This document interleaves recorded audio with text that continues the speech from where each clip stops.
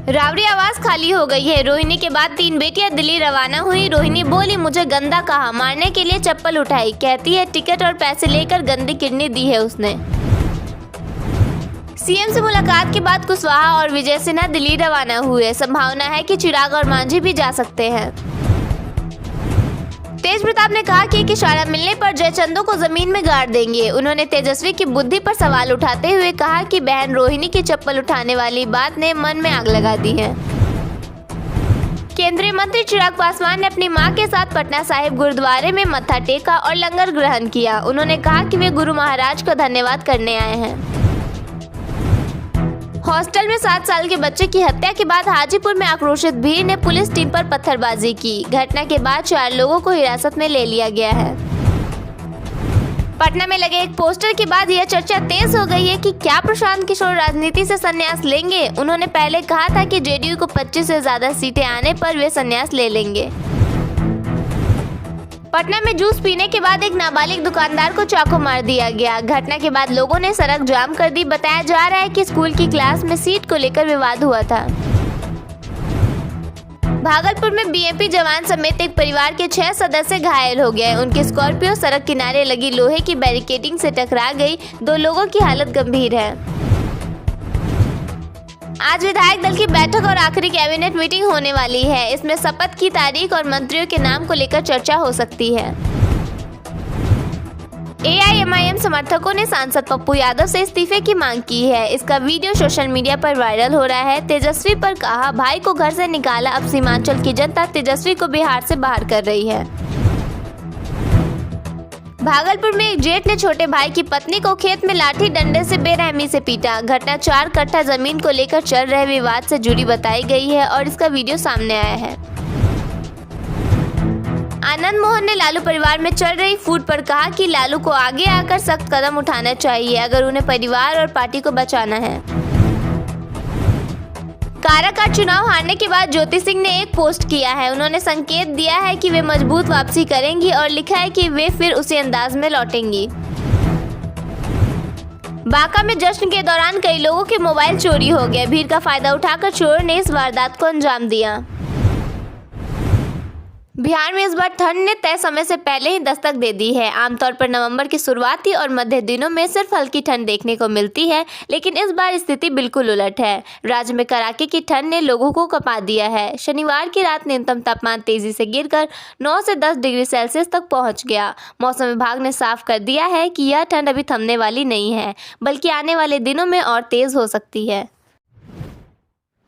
बिहार जीविका भर्ती admit card download के लिए उपलब्ध है। आवेदन करने वाले अभ्यर्थी तुरंत ही ऑफिशियल वेबसाइट या इस पेज पर दिए डायरेक्ट लिंक पर क्लिक करके एडमिट कार्ड डाउनलोड कर सकते हैं। परीक्षा का आयोजन 19 नवंबर से 15 दिसंबर तक करवाया जाएगा। खेसारी लाल यादव बिहार विधानसभा का चुनाव हार गए हैं। उन्होंने छपरा सीट से चुनाव लड़ा था। चुनाव हारने के बाद खेसारी लाल यादव का एक वीडियो सोशल मीडिया पर वायरल हो रहा है।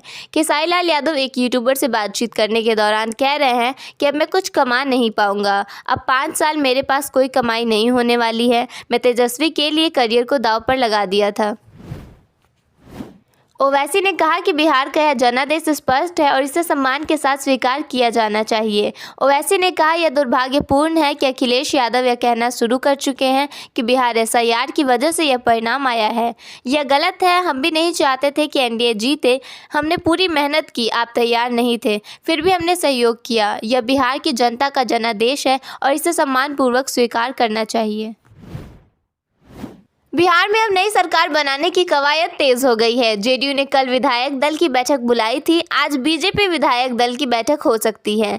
सीएम नीतीश कुमार आज राज्यपाल को अपना इस्तीफा सौंपेंगे और इसी दिन नई सरकार बनाने का दावा भी पेश कर सकते हैं। सीएम हाउस सोर्सेज की माने तो 20 नवंबर को नीतीश कुमार 10वीं बार सीएम पद की शपथ ले सकते हैं। बिहार विधानसभा चुनाव नतीजे के बाद जनसुराज पार्टी का आंकड़ा शून्य आने पर सवाल खड़े हो रहे हैं। वहीं अब प्रशांत किशोर पर राजनीति का संन्यास लेने की बात कही जाने लगी है। पटना के चौक चौराहों पर लगे पोस्टर में पीके के संन्यास लेने की बात कही गई है। नारी शक्ति के द्वारा लगाए गए पोस्टर में प्रशांत किशोर की तस्वीर के साथ लिखा गया कि चुनाव में जेडीयू को 25 से ज्यादा सीट आने पर प्रशांत किशोर ने राजनीति से लिया संन्यास। रोहिणी आचार्य के राजनीति छोड़ने पर केंद्रीय मंत्री चिराग पासवान ने बड़ी बात कही। चिराग पासवान ने कहा, मैं इस पर कोई टिप्पणी नहीं करूंगा क्योंकि जब एक परिवार ऐसी कठिन परिस्थितियों से गुजरता है तो वो किसी मानसिक दबाव में रहता है। इसका अंदाज मुझे है क्योंकि मैं भी इस दौर से गुजरा हूँ। बिहार के पूर्व मुख्यमंत्री लालू प्रसाद यादव की बेटी रोहिणी आचार्य ने मायके को हमेशा के लिए अलविदा कह दिया है। रावड़ी आवाज से निकलते हुए रोहिणी के आंखों में आंसू थे। मायके से नाता तोड़ने के बाद उन्होंने कई आरोप लगाए हैं। रोहिणी से पहले लालू प्रसाद में उनकी बड़ी बहू ऐश्वर्या राय ने भी परिवार पर ऐसे गंभीर आरोप लगाए थे।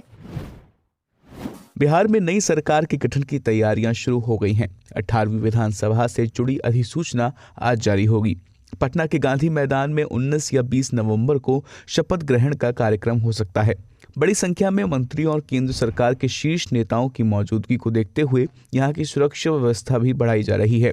प्रधानमंत्री मोदी भी इसमें शामिल होंगे।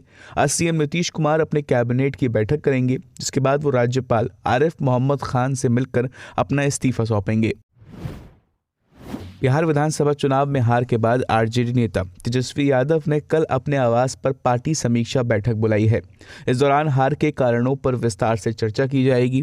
रोहिणी आचार्य के घर छोड़ने और पार्टी छोड़ने के बाद आरजेडी नेताओं को चुप्पी साधने के निर्देश दिए गए हैं। इसके अलावा जिन 12 राज्यों में एसआईआर चल रहा है, वहां के all India Congress committee in charge, PCC, CLP और सचिवों की समीक्षा बैठक 18 नवंबर को सुबह 10:30 बजे इंदिरा भवन में होगी।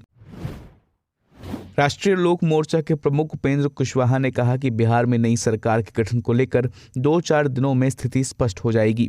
उपेंद्र कुशवाहा ने बताया कि उनकी पार्टी की विधायक दल की बैठक कल देर शाम हो चुकी है। सीएम फेस के सवाल पर उन्होंने कहा कि नीतीश कुमार ही सीएम रहेंगे। राजद प्रमुख लालू यादव की बेटी रोहिणी आचार्य के घर और पार्टी छोड़ने के बाद जेजेडी संस्थापक तेज प्रताप यादव ने प्रतिक्रिया दी है। तेज प्रताप यादव ने कहा कि वो उनकी बहन का अपमान बर्दाश्त नहीं करेंगे। उन्होंने कहा कि रोहिणी आचार्य जो बात कह रही हैं वो अपनी जगह पूरी तरह सही है। तेज प्रताप यादव ने रोहिणी आचार्य को पूजनीय बताते हुए कहा कि उन्होंने जो लालू यादव के लिए किया है वो हमेशा के लिए याद रखा जाएगा। दिल्ली ब्लास्ट मामले में मेवात से पकड़े गए 4 संदिग्धों को 3 दिन की पूछताछ के बाद सबूत न मिलने पर रिहा कर दिया गया है। एनआईए ने इलाके में छापेमारी तेज कर दी है। एजेंसी को लावारिस मोबाइल फोन, सीसीटीवी फुटेज और विस्फोटक सामग्री के स्रोत से जुड़े नए सुराग मिले हैं। इससे पहले जम्मू कश्मीर पुलिस की काउंटर इंटेलिजेंस टीमों ने अनंतनाग में छापेमारी कर हरियाणा की एक महिला डॉक्टर को पूछताछ के लिए हिरासत में लिया था।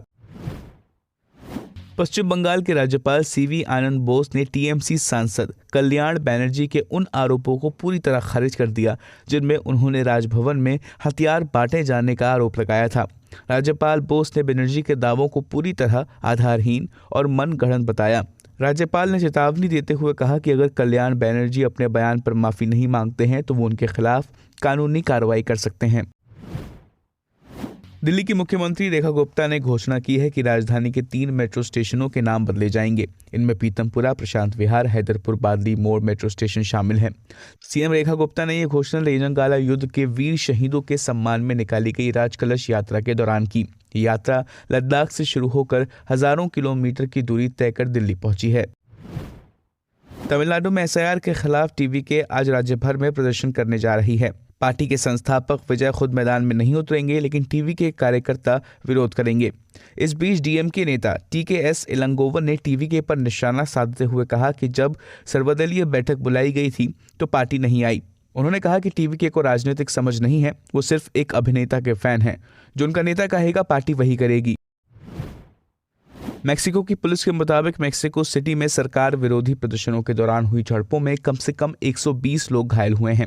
इनमें 100 पुलिसकर्मी शामिल हैं। ये प्रदर्शनकारी मैक्सिको की राजधानी में हिंसक अपराध और राष्ट्रपति क्लाउडिया शीनबाम की सरकार के खिलाफ मार्च करने उतरे हैं। प्रदर्शनकारियों ने नेशनल पैलेस की सुरक्षा बैरिकेड का हिस्सा तोड़ दिया है, जहां शीनबाम रहती हैं।